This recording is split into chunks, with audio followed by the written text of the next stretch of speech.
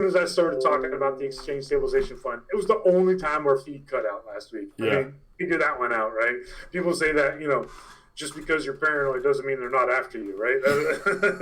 But here's a half ounce round, right? So Yeah. this is fractional, right? People are going to say, oh, this is too expensive because it's fractional silver. It's got too much of a premium. Yeah.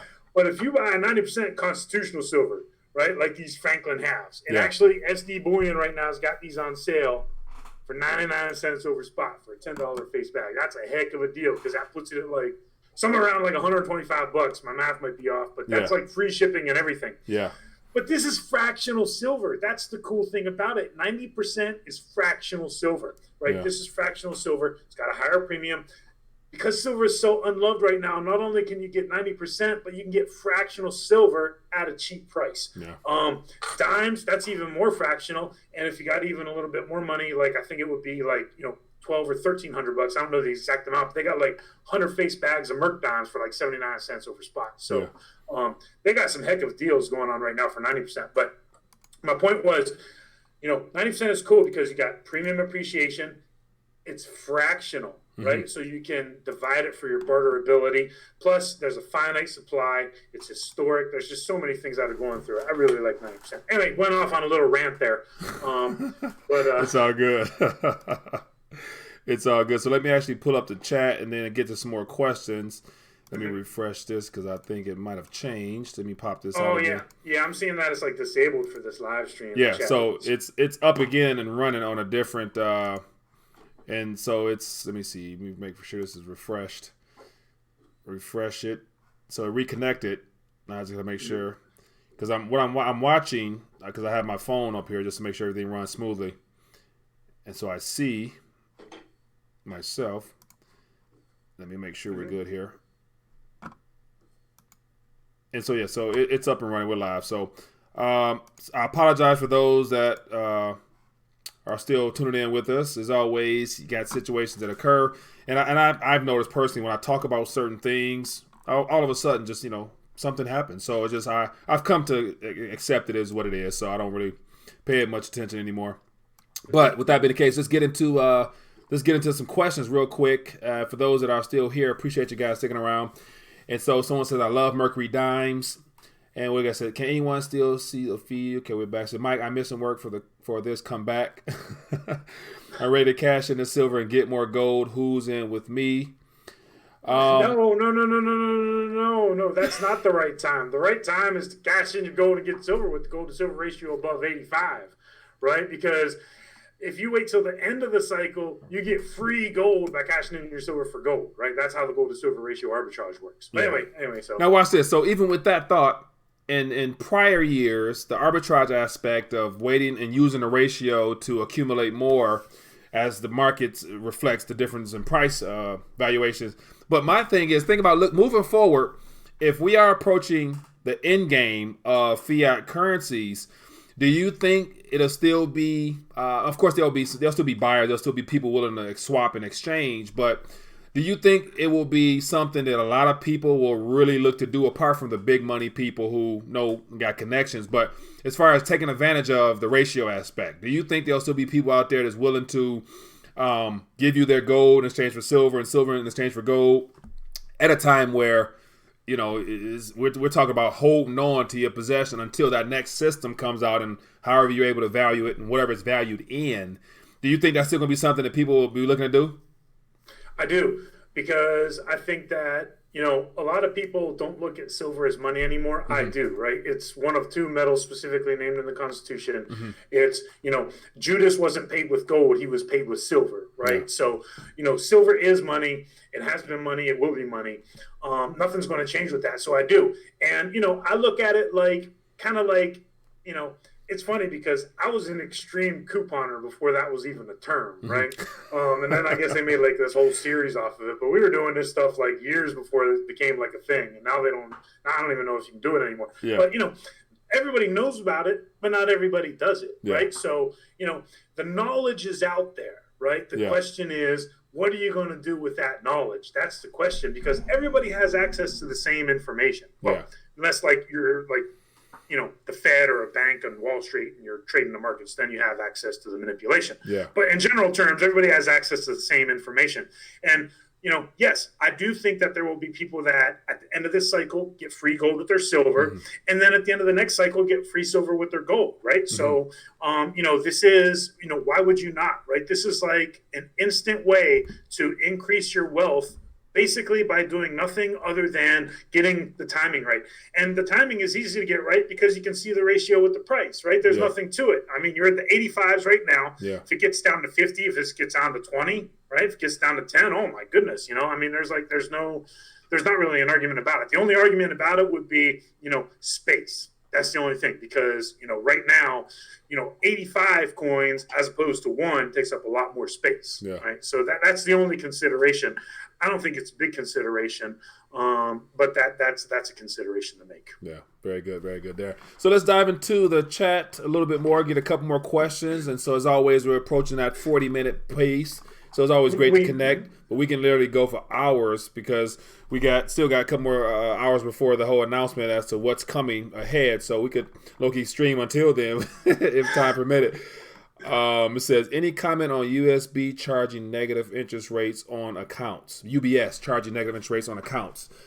Don. Negative interest rates on accounts. And so I actually, there's the IMF paper that came out in April, one of their little thingies or whatever. I actually had a chance to thumb through it, and then I actually see Lynette Zane did an article, a video on it. But it talks about forward looking ahead as banks have, or central banks have to go eventually negative. So they're basically telling people what's going to happen, and cash becoming a threat, and how the banks will or will not be able to remain profitable. And it basically boils down to taxing your cash. And so not only will you be charged to deposit in the institution, but to withdraw cash, they're going to have to tax you with a little bit of a fee on top of that if you want to get into paper. Because the goal is to sway you from even wanting to go to bank to withdraw paper. They want you to keep everything digital.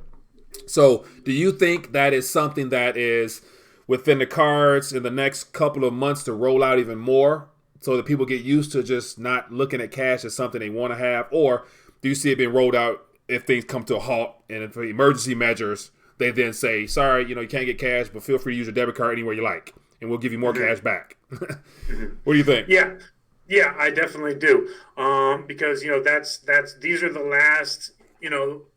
last desperate acts to try and keep the system as it is today together. Yeah. So, they're going to pull out all the stops, and because that's the thing, right? So when we're talking about negative interest rates, right, it's like a progression. It goes from first government bonds to, now corporate debt, right? And then it's going to be going into the bank accounts, right? Where you're getting into, your commercial deposit accounts and then the retail deposit accounts. So that's like the last thing. The last thing is when, you open your savings account balance and you had $100 in it last month, and this month you got $99 in it, right? So that's the very last thing to go. Yeah. So they're progressive steps. But yes, I do. I definitely see that. At one point, though, it's going to blow up, And then the other point is, how deep can they go and how long can they keep it going for? Yeah.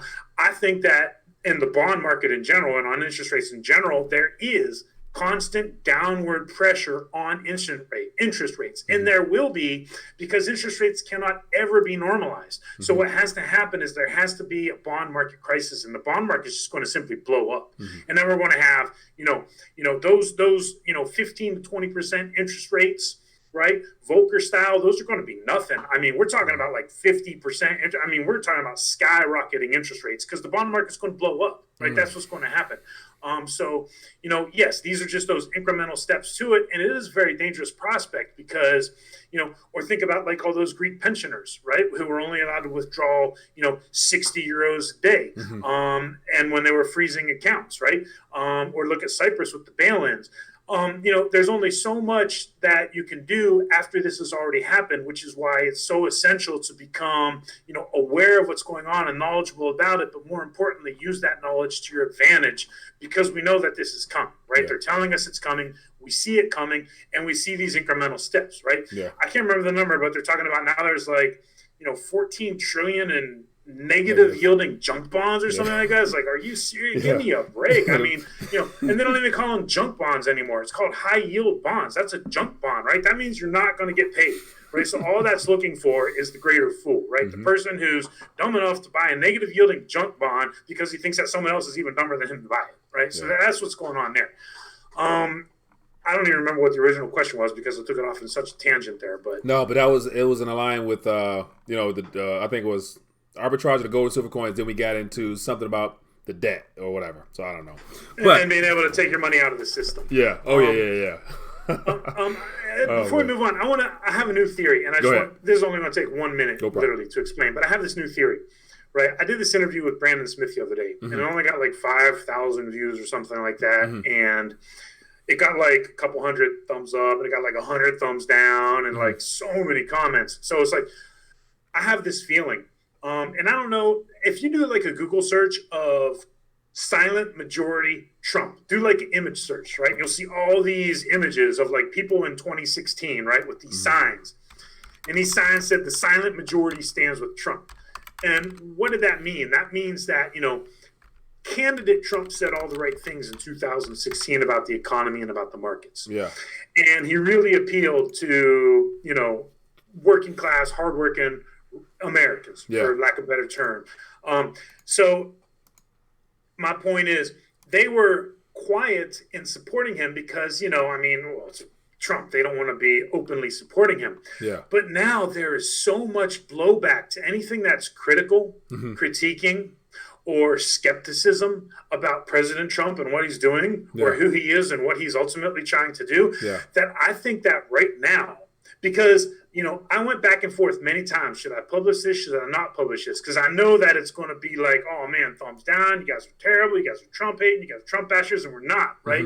We're just trying to call things as they are, being skeptical about it. Yeah. And my point is that I think that now there's going to be a silent majority out there that no longer supports President Trump, but they're not going to be saying anything because they immediately get called a Trump hater. They immediately get called a Trump basher, and they're immediately getting, blacklisted and shunned and attacked. Yeah. And, you can see that with this, microcosm of a social, example with that latest interview that I just did. So I think that, the polls might show it differently, just like they did in 2016, where more people supported candidate Trump than the polls were leading on to be. This time around, I think more people don't support President Trump than the polls are going to lead on to be because they're too afraid to say something.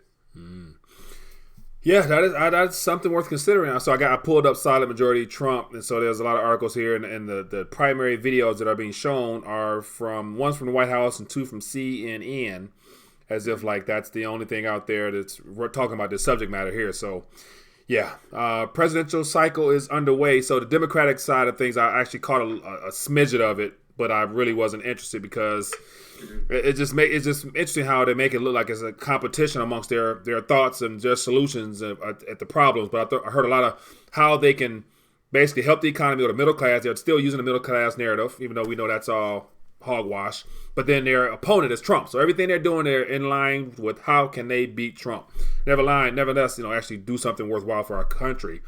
But they want to just beat Trump, get Trump out of there because Trump is whatever they want to say he is. So, yeah, man, this is interesting times we're in. But Paul Half Dollar, we're coming to the end of the show. Any last thoughts you want to leave us with? As always, for those that are watching, if you've enjoyed the back and forth, sorry about the hiccups. There'll probably be a part 1 or part 2 of this video, just because that's how YouTube will usually categorize it. But give us a thumbs up, whether you're on 1 or 2. And I appreciate you guys joining us. Paul, want to leave us with some last thoughts? Last thoughts.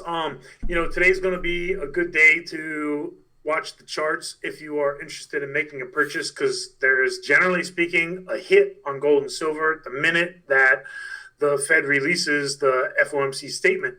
But I don't think any kind of downward pressure is going to last, right? I think that things could turn, and I think that things could turn.